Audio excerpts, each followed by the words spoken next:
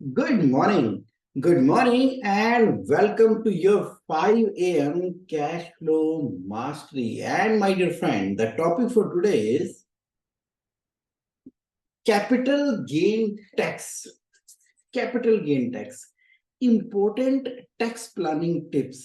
यानी कि आज ना हम बात करने वाले हैं कि ये कैपिटल गेन टैक्स जो है ये ना बहुत तंग करता है।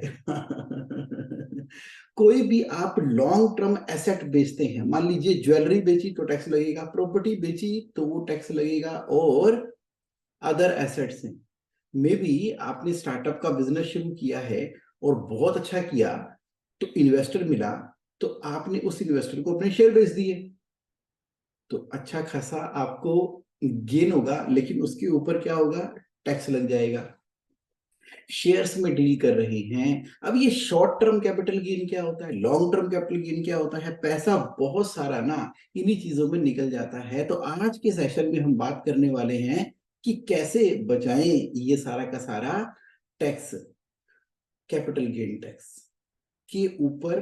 प्लानिंग की कुछ इंपॉर्टेंट एस्पेक्ट्स को मैं आपके लिए लेकर आया हूं और बात करने वाला हूं आपसे in the area of capital gain. चलिए स्टार्ट करते हैं। सबसे पहले हम बात करेंगे शेयर्स की, बात कर लेते हैं। Long term capital gain shares के केस में क्या होता है, अगर मैंने शेयर्स परचेज किए और उसको 1 साल से ज्यादा रखा। अब ये शेयर्स कौन से हैं, ये हैं लिस्टेड कंपनियों के शेयर, यानी कि जो स्टॉक एक्सचेंज के अंदर लिस्टेड है, उनके लिए 1 ईयर का टाइम है। अगर अनलिस्टेड है तो 3 साल। ओके, तो यानी कि अगर वो लिस्टेड शेयर है, डीमैट अकाउंट के अंदर ट्रेड हो सकते हैं, तो वो 1 साल से अगर ज्यादा रहेंगे ना, तो वो लॉन्ग टर्म कहलाएंगे।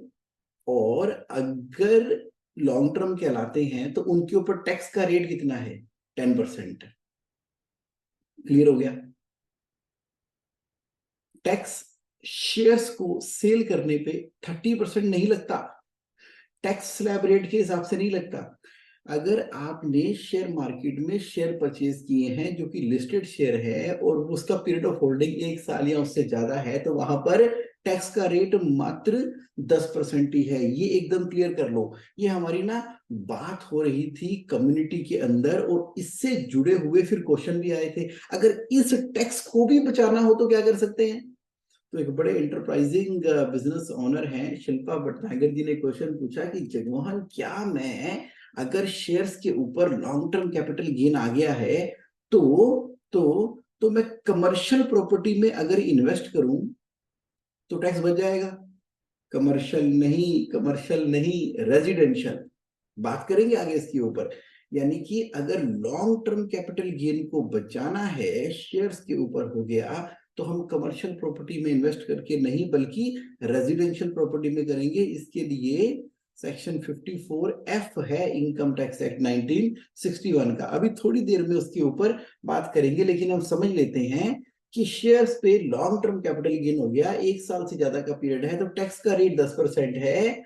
और 1 लाख रुपए तक का जो कैपिटल गेन होता है ना, उसके ऊपर कोई टैक्स ही नहीं है। देखिए पहले क्या होता था, पहले तो लॉन्ग टर्म इक्विटी शेयर के ऊपर कोई टैक्स ही नहीं था। फिर बजट के अंदर वो एक प्रोविजन लेकर आ गए कि नहीं नहीं नहीं नहीं, अब तो इक्विटी शेयर अगर 1 साल से ज्यादा भी है तो टैक्स लगेगा, और टैक्स का रेट होगा 10%। लेकिन एग्जम्पशन दे दी गई है कि 1 लाख रुपए तक के गेन के ऊपर कोई टैक्स नहीं है। आप कह रहे हो कि जगमोहन, हमें ये मालूम है, ये बेसिक है और इस बेसिक को हम अच्छे से जानते हैं, आप हमें ये बताओ कि आज प्लानिंग में क्या बताओगे। अरे बेसिक में पहले कुछ अंडरस्टैंड तो कर ले। कौन सा पॉइंट, एक बार चलो मेरे हिसाब से चलो, मेरे हिसाब से चलो। अब शॉर्ट टर्म कैपिटल गेन की बात कर लो शेयर्स के ऊपर, जहां पर पीरियड ऑफ होल्डिंग जो है वो लेस देन 1 ईयर है। जो लेस देन 1 ईयर है, 1 साल से कम खरीदा बेच दिया, 1 साल से नीचे, तो उसको क्या बोलेंगे, शॉर्ट टर्म कैपिटल गेन। तो वहां पर टैक्स का रेट कितना है। तो शेयर्स के शॉर्ट टर्म कैपिटल गेन को क्या नॉर्मल इनकम में ऐड करना है, नहीं, टैक्स का रेट है यहाँ पर 15% का। ओके, यानी कि लिस्टेड कंपनियों में जो हम डील कर रहे हैं तो वहां पर लॉन्ग टर्म में 10%, शॉर्ट टर्म में 15% का टैक्स का रेट है। प्लानिंग कैसे करें? अब प्लानिंग के पॉइंट समझ लो। पहला, देखिए जो शेयर्स हैं और लॉन्ग टर्म कैपिटल गेन होता है, और आपको मालूम ही है कि 1 लाख की तो एग्जम्पशन होती है लॉन्ग टर्म कैपिटल गेन के अंदर। मुझे मालूम है कि आप लॉन्ग टर्म इन्वेस्टर हो, लेकिन लेकिन लेकिन अगर आपका ये वाला जो साल है वो खाली जा रहा है, यानी कि कोई भी आपने सेल नहीं किया हुआ, लॉन्ग टर्म इन्वेस्टर हैं, तो आप देखो जिसकी भी पीरियड ऑफ होल्डिंग 1 ईयर से ज्यादा है ना, तो आप टैक्स बचा सकते हो। उन शेयर्स को सेल कर दो और फिर बाय कर दो। और जहां तक capital gain up to ₹1 lakh आता है, अरे बाबा इसको बोलते हैं, इसको बोलते हैं इसको बोलते हैं प्रॉफिट हार्वेस्टिंग। यानी कि इसके अंदर क्या हुआ कि आपका जो 1 लाख का जो एग्जम्पशन थी वो तो 1 साल की है ना, लैप्स हो जाती है, उसके बाद हर साल 1 लाख तक एग्जम्प्ट होता है। तो कुछ लोगों को ये नहीं मालूम, तो मैंने बताया क्या करोगे कि जब आप शेयर्स में डील कर रहे हैं तभी आपने देखा होगा कि कुछ लोग बेच के फिर खरीद लेते हैं लिस्टेड शेयर को, कि कम से कम 1 लाख के कैपिटल गेन को तो उस साल में करे, एग्जाम्पशन तो हो, कुछ तो टैक्स बचाए उसके ऊपर। ओके, सो दैट क्योंकि अगले साल मान लीजिए इकट्ठा कैपिटल गेन हो गया तो वहां तो एग्जाम्पशन 1 लाख की होगी ना, पिछले साल की तो लैप्स हो गई है। आप कह रहे हो जगमोहन समझ गए कि यानी कि ये वाला एक ऐसा एरिया है जिसके ऊपर हमने कभी ध्यान नहीं दिया, उस 1 लाख के एग्जाम्पशन लिमिट को हमें यूज करना चाहिए। करो। और सुनो, शेयर्स के केस के अंदर ही क्या होता है कि अगर आपने कैपिटल गेन क्रिएट किया है, यानी कि बड़ी अच्छी बात है, आप तो खिलाड़ी हो, आपको प्रॉफिट होता रहता है, आपको प्रॉफिट होता ही रहता है, और आपने एक्चुअली वो कैपिटल गेन किया, शेयर्स के ऊपर पैसा कमाया, पैसा बनाया। लेकिन आपने देखा कि आपके पोर्टफोलियो में ना कुछ ऐसे शेयर्स भी हैं जो आपने खरीदे हुए हैं और वो एक्चुअली मार्केट प्राइस से नीचे चल रहे हैं। आप कह रहे हो कि मैं नहीं बेच रहा, अभी इसको मैं नहीं बेच रहा, मैं नहीं बेच रहा, मैं नहीं बेच रहा, जब बढ़ेंगे, मैं तो प्रॉफिट मेकिंग करने वाला बंदा हूं, जब बढ़ेंगे तभी बिकेंगे। अच्छा, कुछ में आप ऑलरेडी गेन क्रिएट कर चुके हो और कुछ पोर्टफोलियो में पड़े हैं जो कि नीचे आ रहे हैं, तो बाबा उस केस के अंदर आप क्या कर सकते हो? आप क्या कर सकते हो? उन शेयर्स को सेल करो, तो लॉस बुक हो जाएगा, और फिर खरीद लो उसी समय। सेल किया और फिर बाय किया, क्योंकि जब आपने सेल किया उन शेयर्स को तो वहां पर क्या आ गया? लॉस आ गया। जो ऑलरेडी गेन बनाकर बैठे हुए थे उसके अगेंस्ट में वो सेट ऑफ का बेनिफिट मिल गया। ये बात इसका मतलब है कि जो आपने लॉन्ग टर्म तक इन्वेस्टर रहने की जो वीडियोस देखी हुई हैं वो बिल्कुल ठीक देखी हुई हैं, कि ठीक है बाय करो, लॉन्ग टर्म करो, अच्छा खासा गेन आ गया, निकल जाओ। लेकिन बीच में ये दो छोटी छोटी प्लानिंग करके अपने पोर्टफोलियो को सेट कर सकते हो, जिसके द्वारा आप कम से कम टैक्स तो बचा सकते हो। आप कह रहे हो ठीक है जगमोहन समझ गए, तुम ये कह रहे हो कि जो मेरे पोर्टफोलियो के अंदर शेयर लॉस में दिख रहे हैं वो मैं एक्चुअली लॉस बुक कर दूं, क्योंकि ऑलरेडी मेरा इस साल में गेन आ रहा था जो आपस में एडजस्ट हो जाएगा। एक पॉइंट मैं ये बोलना चाहता हूं कि ये एक ऐसा एरिया है जहां पर आपको एक्टिव रहना है for the purpose of tax planning, for the purpose of tax planning. कर लिया करो, कर लिया करो। Okay, next. नेक्स्ट है, अगर आपको शेयर्स के ऊपर लॉन्ग टर्म कैपिटल गेन हो ही गया है, तो जैसे उन्होंने क्वेश्चन पूछा था, तो क्या मैं कमर्शियल प्रॉपर्टी खरीद सकती हूँ? ना जी ना, बड़ा क्लियर लिखा हुआ है सेक्शन 54 के अंदर, आपको रेजिडेंशियल प्रॉपर्टी ही परचेज करनी है, रेजिडेंशियल प्रॉपर्टी परचेज करनी है। यानी कि ये सेक्शन 54F एक ऐसा सेक्शन है, वो कहता है कि अगर आपको किसी भी लॉन्ग टर्म एसेट के अंदर कैपिटल गेन हुआ है और आप कोई रेजिडेंशियल प्रॉपर्टी खरीद लेते हो, कंडीशन ये है कि उस समय आपके पास सिर्फ एक ही रेजिडेंशियल प्रॉपर्टी होनी चाहिए जब आप इस एग्जाम्पशन को अवेल करोगे, जिसको इंडिविजुअल HUF जो है अवेल कर सकते हैं। अच्छा, समझ गए। तो ये भी तरीका है लॉन्ग टर्म कैपिटल गेन को बचाने का, रेजिडेंशियल प्रॉपर्टी खरीद के। अब यहाँ पे लोग क्या कर रहे हैं, जो अनलिस्टेड शेयर है ना, वहां पर पीरियड ऑफ होल्डिंग कितना होता है, 3 इयर्स का होता है। और अनलिस्टेड शेयर किसके होते हैं, जैसे मान लो किसी ने स्टार्टअप का बिजनेस शुरू किया। अब स्टार्टअप का बिजनेस शुरू किया और भगवान की कृपा रही, अच्छा आ गया, अब प्राइवेट इन्वेस्टर ने उसकी कंपनी के अंदर इन्वेस्ट किया। तो कहाँ एक छोटी सी कंपनी शुरू की थी, अब करोड़ों के अंदर उस कंपनी को बेचा है। जब उसको बेचा है उस कंपनी को, तो जो अच्छा खासा गेन हो गया है ना, उसके ऊपर ना 20% टैक्स देना पड़ता है। दोबारा बोलता हूँ, आपके पास स्टार्टअप बिजनेस है, वो एक प्राइवेट लिमिटेड कंपनी है, आपने 3 साल खूब मेहनत करके उस कंपनी को नेक्स्ट लेवल के ऊपर ले गए। चौथे साल में जाकर आपकी कंपनी में एक इन्वेस्टर आया, तो आपने अपने हिस्से के शेयर उस प्राइवेट लिमिटेड कंपनी के इन्वेस्टर को बेच दिए, करोड़ों रुपए में बेच दिए। जो वो पैसे आपको मिले हैं ना, तो यानी कि ये सेल ऑफ शेयर्स कहलाएगा, क्योंकि कंपनी के शेयर पीछे हैं। ये लिस्टेड कंपनी तो है नहीं, अनलिस्टेड है, इसलिए 3 साल का पीरियड ऑफ होल्डिंग काउंट होगा। लिस्टेड में क्या होता है, 1 साल का होता है। इसके ऊपर जो भी पैसा आपने कमाया 20%, यानी कि जितना पैसा आया सभी के ऊपर 20% टैक्स लगना ही है। क्योंकि जब आपने कंपनी शुरू की थी, वो तो एक नॉमिनल 1 लाख की कैपिटल से शुरू की थी, 10 रुपए के शेयर के हिसाब से की थी।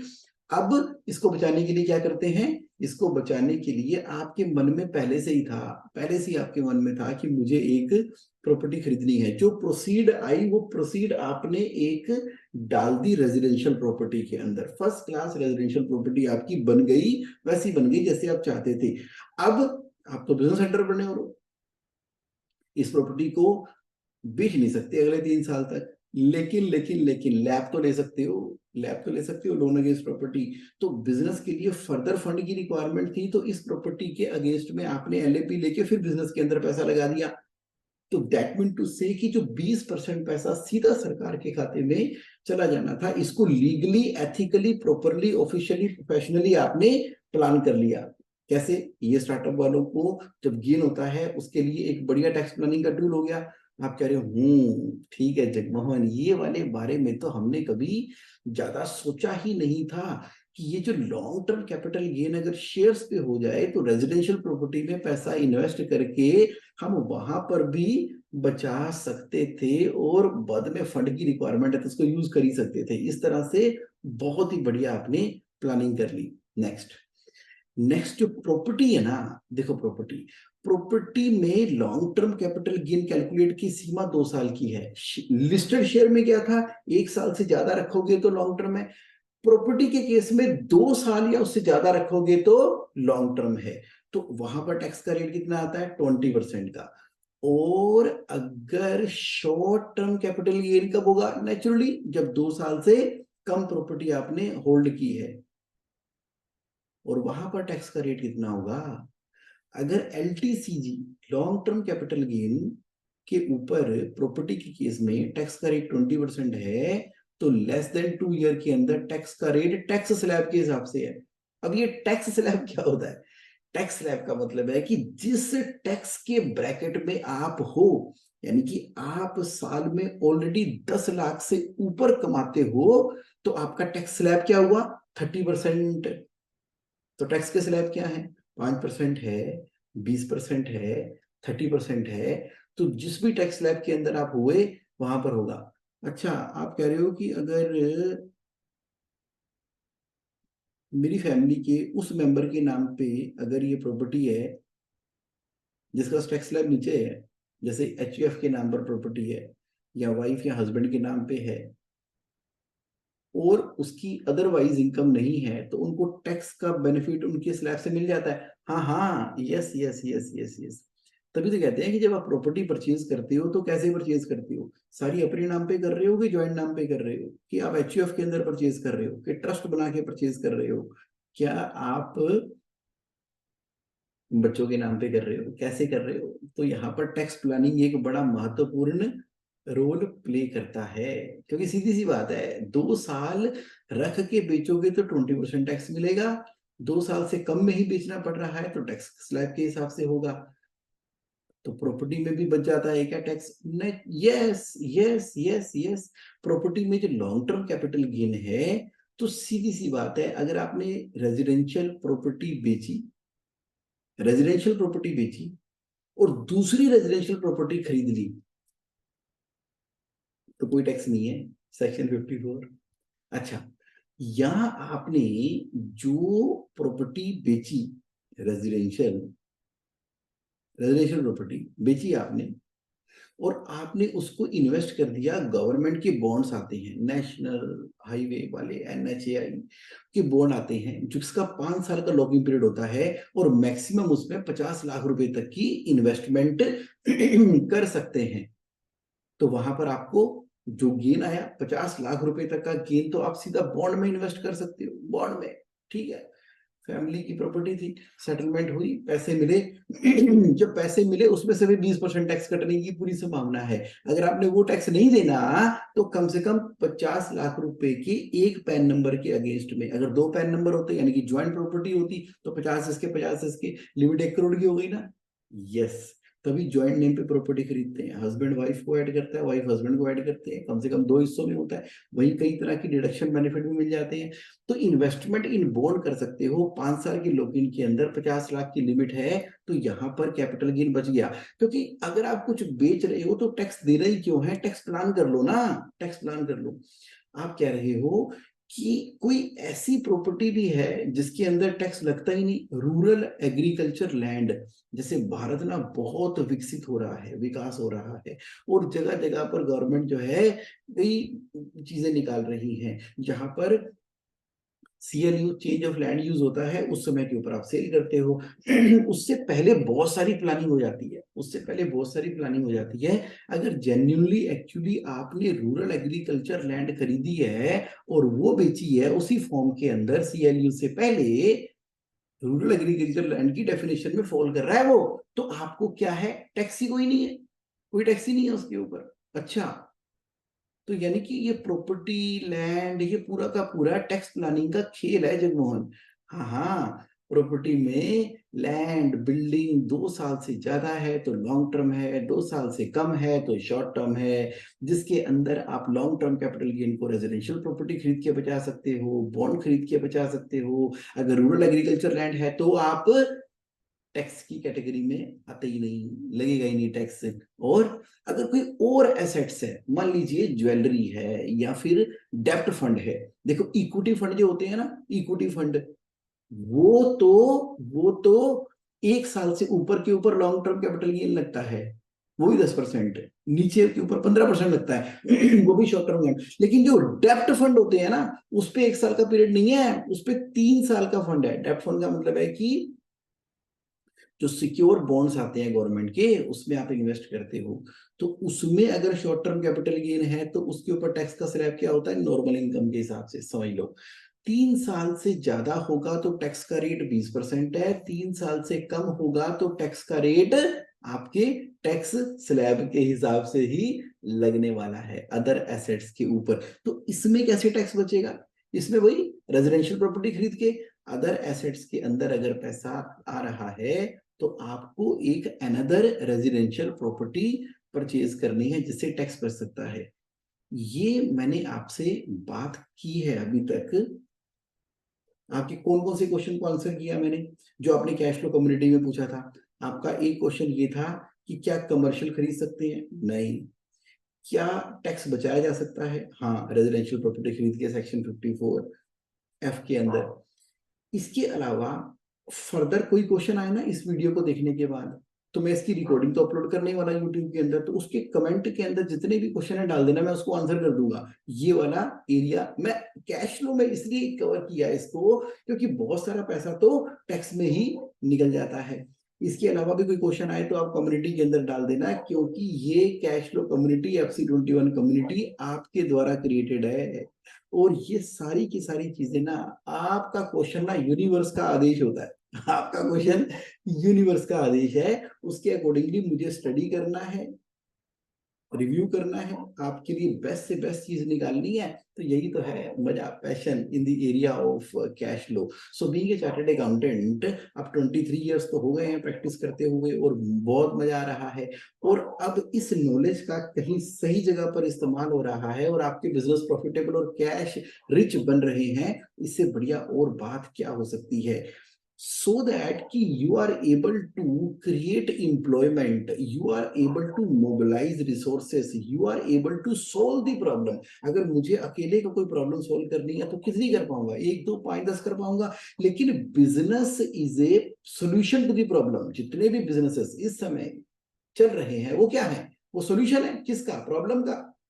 तो अगर बिजनेस को जो बिजनेस ओनर रन कर रहे हैं उनसे बात करते हुए बिजनेस का कैश फ्लो इंप्रूव हो जाए, तो मुझे बताओ पूरे ब्रह्मांड की सारी समस्याएं राइट डायरेक्शन में सोल्व हो जाएंगी नहीं हो जाएंगी? क्योंकि मदर अर्थ ने इतने रिसोर्सेज दिए हैं, इतने रिसोर्सेज दिए हैं कि ह्यूमन बीइंग ना 7 पुश्तों तक मदर अर्थ के ऊपर या उससे भी ज्यादा खुश रह सकता है। लेकिन फिर भी 70% से ज्यादा लोग जो है वो क्या है?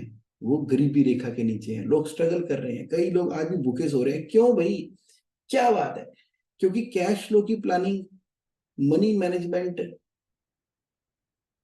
बिजनेस का पर्पस उस लेवल पे अंडरस्टैंडिंग नहीं किया हुआ, जिस चक्कर के अंदर ये सारे के सारे स्ट्रगल कर रहे थे। लेकिन अब नहीं, अब कोई क्वेश्चन है, आपने ही एक दूसरे को सपोर्ट करके as a humanity, as a community, सभी लोग ना सपोर्ट करो एक दूसरे को, तो ह्यूमन बीइंग ना वंडर्स और मैजिक क्रिएट कर सकता है। Let's create a better world, amazing world. चलिए, thank you very much for participating today. अगर आपका कोई क्वेश्चन है या कुछ शेयर करना चाहते हैं या बताना चाहते हैं कि आज का सेशन कैसा लगा, तो please please please please please share in the chat box, share in the chat box. तो अब जरा देख लेते हैं आज कौन कौन है लाइव मेरे साथ 5 AM के सेशन के अंदर। लेट मी सी। ओके ओके ओके, क्या बात है दिवस जैन जी, गुड मॉर्निंग। आप तो जोरबा की बुद्धा के बाद तो एकदम कंसिस्टेंट, रेगुलर और अमेजिंग काम कर रहे हैं और खुशियां क्रिएट कर रहे हैं लाइफ के अंदर। आकाश तिवारी जी, आपका भी स्वागत है। और Hari Niranjan Agarwal ji, good to see you today. Hemendra Gupta ji, Pranjal Mishra ji, Sushil Dhawan ji, Hemendra ji कह रहे हैं good morning everyone. Diwas ji sir, हाँ good morning. The session was very knowledgeable. Hari Niranjan ji, okay thank you. ये आपकी पार्टिसिपेशन से ही पॉसिबल हो पाता है। चलिए, टाइम हो गया है।